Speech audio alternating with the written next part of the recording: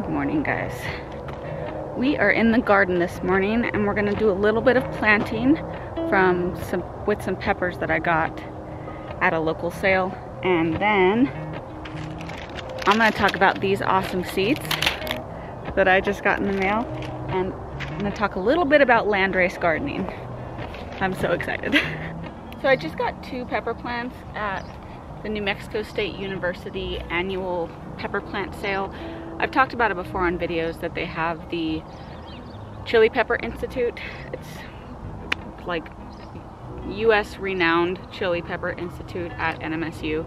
And the seedlings were a little bit expensive. They didn't have quite as many varieties, interesting varieties that I thought that they would have.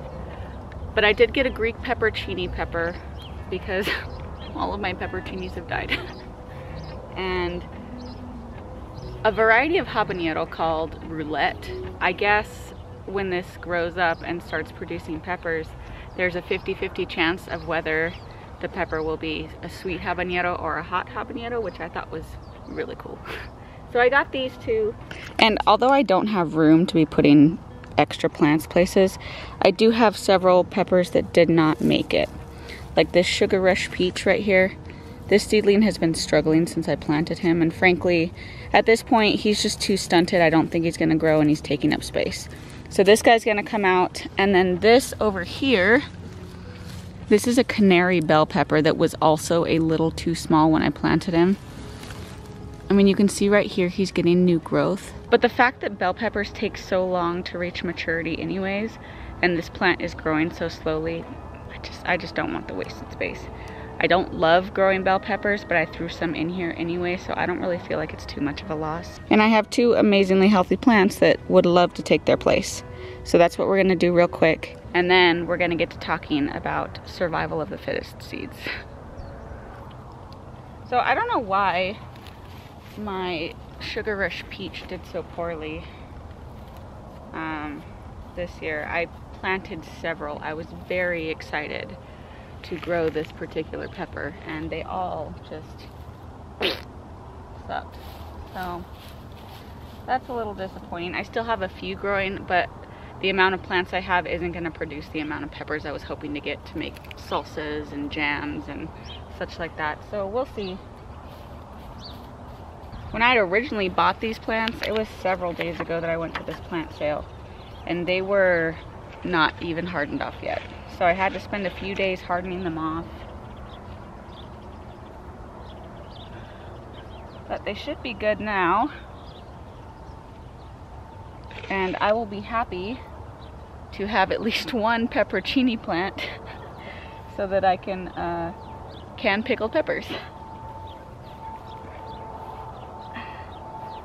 The added fertilizer I'm putting in here is just a mix of worm castings and some organic fertilizer that I bought at Home Depot, I think it was. I just kind of do a 50-50 mix and sprinkle it in the bottom of the plant when I pot it up. And I guess I'll use this. This is gonna bother me because it's orange and all of my tabs are white with black writing. So I might have to come back out here and rewrite this.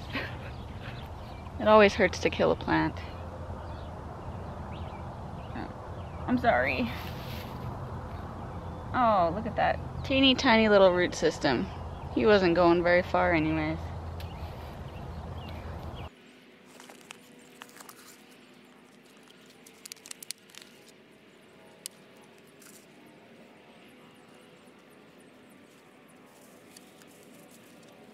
I cannot get over how pretty these cosmos are.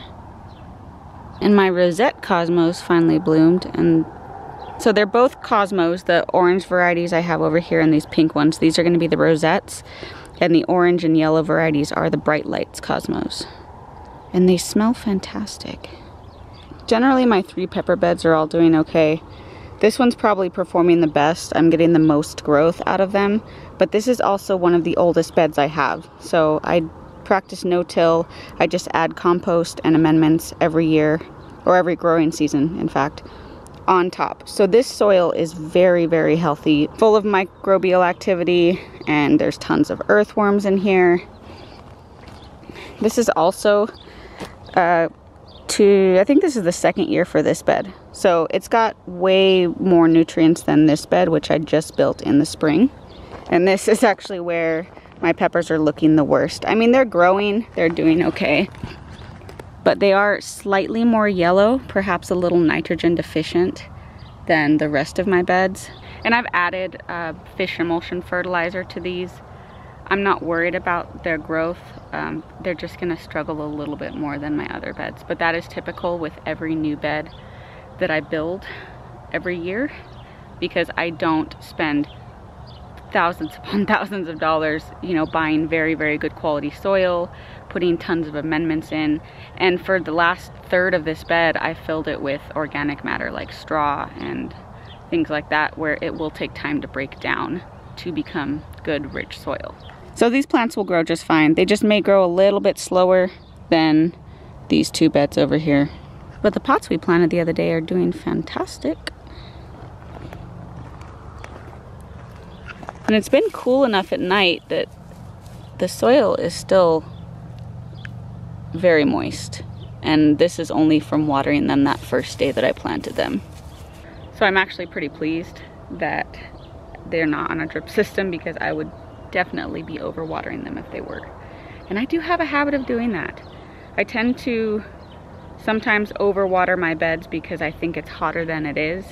And then my plants will struggle, especially my peppers, because they don't like wet feet. But at this transition change between spring and summer that we have, the nights still get cool enough to where there's not a ton of water loss from the soil. So yes, the days are getting hot, they're in the high 80s, low 90s, but the nights are still getting down into the 50s. And it's just something that I need to keep in the back of my mind when I come out to look at them every day. Like, you don't have to water every day, Megan. All right, so these seed packets are from a website called goingtoseed.org. And that website educates gardeners, market gardeners, just home gardeners around the world about the specific style of gardening called Landrace Gardening that was developed by Joseph Lofthouse. Now I'm gonna read Joseph's definition of Landrace Gardening because I don't wanna take words out of his mouth, and I'm terrible at summarizing this. But Landrace Gardening can best be summed up as planting many varieties together, then allowing them to promiscuously cross-pollinate. Through a combination of survival of the fittest and farmer-directed selection, you'll arrive at a locally adapted population with valued culinary traits. So essentially, Joseph Lofthouse is a market gardener who began creating his own varieties of plant, landrace varieties, that he developed for this very tough environment that he lives in. It's mountainous, it has cold nights, but it's hot and dry during the day. And he was having trouble growing commercially available seed and getting them to live without tons of work, or just getting them to live, period. So he basically started just planting all of these varieties of the same plant. We'll use squash as an example. He would order seeds from tons, just hundreds of varieties of seeds from different seed companies around the world, and plant them all together so that they could freely cross-pollinate. Then from those plants that actually survived, that actually thrived and produced fruit, he would save those seeds. Now the next year, he found that those saved seeds had greatly locally adapted to his environment and did far better than any single seed would have.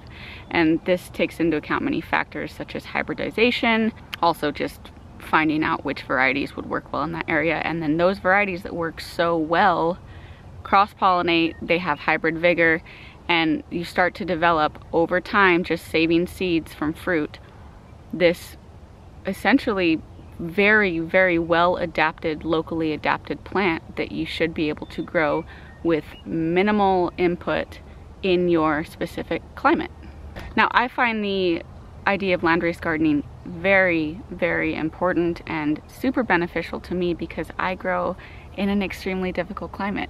In the desert, it's very hot and dry and windy, arid, and when I grow plants, I have this huge shade cloth structure that I have to use. I have to use tons of water, amendments in my soil because I have sandy, alkaline soil.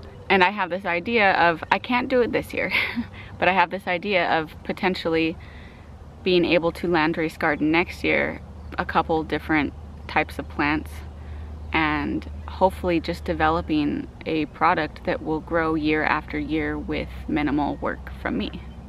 Now there are some rules you have to follow. Like, for example, I'm growing several different types of squash in my garden, but I'm also growing toxic squash because I'm growing some cornucopia gourds, which are just ornamental squash. You shouldn't eat them, they're toxic. And I'm also growing birdhouse gourds. I don't know if those are toxic, I want to say they are, but they're inedible anyways.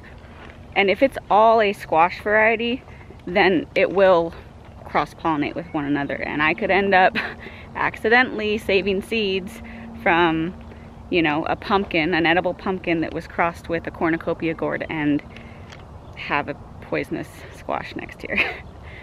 So there are some considerations to be had when you are doing landrace gardening. And I think that now that I've cultivated the space for gardening, this is my first year growing plants in this area, but the beans are doing well. They've mostly all sprouted. I think that if I were to do a landrace gardening method next year with either squash or melons or beans, this would be the perfect spot because it is well removed from my garden.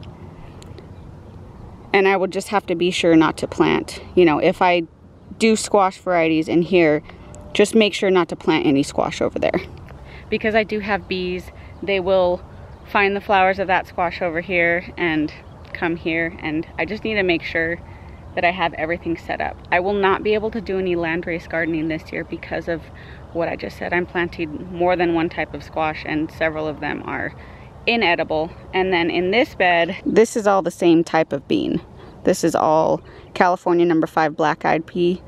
So there's no variety in here for them to cross-pollinate with. But onto these seeds, at goingtoseed.org, they have landrace variety seeds from different growers that practice landrace gardening.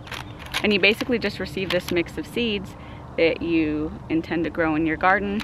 They will all promiscuously cross-pollinate with each other, and you can start developing your own landrace. These are going to be sweet corn. It just says sweet corn mix. There's going to be a huge mix of different varieties. Not all of them will do well here. None of them may do well here. But the goal is to begin your landrace with this group of promiscuously pollinated seeds. One more amazing thing about goingtoseed.org is these seeds are free. Now they do offer you to make a little donation at checkout, which I did for the cost of the packaging and such. But they have several different, they have corn, they have corn, squash, radishes, tomatoes, cucumbers, so many different varieties of plants. A lot of them are sold out by now because these seeds are packed for 2023. But all of these packets are free with an optional donation, as well as several educational courses about landrace gardening, about beginning your own landrace that you can add in at checkout that are also free. It is an amazing website with amazing information and amazing products. I'm not affiliated, but I just recently gotten into landrace gardening, and I think it's so fascinating, especially if you live somewhere that is very difficult to grow in. And you have to take that into account when you're purchasing seeds online at a store as well, because I get a lot of my seeds from Baker Creek. They have an amazing selection of heirloom varieties. And I've been to Baker Creek in Missouri. It's beautiful, it's green, it's humid, it rains there, and it is very, very different from here. So you have to remember that where you are obtaining these seeds from, those plants grew in a completely different climate than where you might be. So yes, I get this beautiful, amazing heirloom tomato variety that grows really great up in Missouri that may not do so well here because it was raised and has been for many years grown in Missouri. And I was really waiting for these seeds to come in to fill in these empty spots where I didn't have beans germinate. And now that I have them, I have two different packages I brought out. I have a Maxima squash mix and a sweet corn mix. And I don't quite know what I want to do, but I think I'll just do them both. But first things first, I do have to get in here for some of these, and see I have 2 beans, because I've sowed more than 1 seed in each hole to ensure that I had adequate germination. So I've got to come in here and chop the multiples that I have in these holes. I think I have one over there with like 6 bean plants in it. So let's do some thinning of seedlings and we will start planting.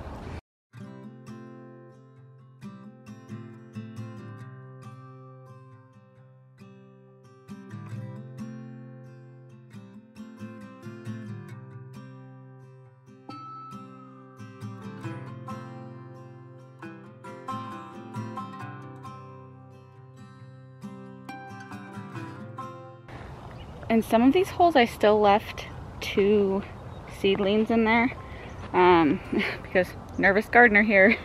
I'm always afraid that like I'm gonna kill the 1 seedling that was gonna make it out of the 2. So we'll just wait a little bit longer on some of them and see which one does better. But to fill in these empty holes where nothing is germinated, I think I'm gonna do squash. Maybe I should do some corn too. Nah, I'll do both.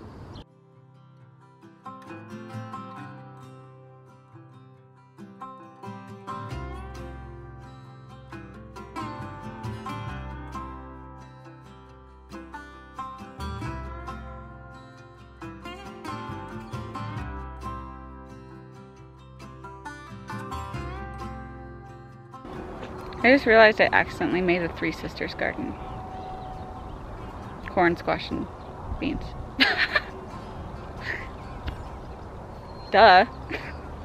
But these are not a vining variety of beans. They're a bush bean, and I'm not really planting them in the way that would be beneficial in a 3 sisters garden, where the beans use the corn as a stalk to spiral up onto, and then the squash covers the ground to protect it from the sun. But nonetheless, there's my unintentional 3 sisters garden. I'm so silly.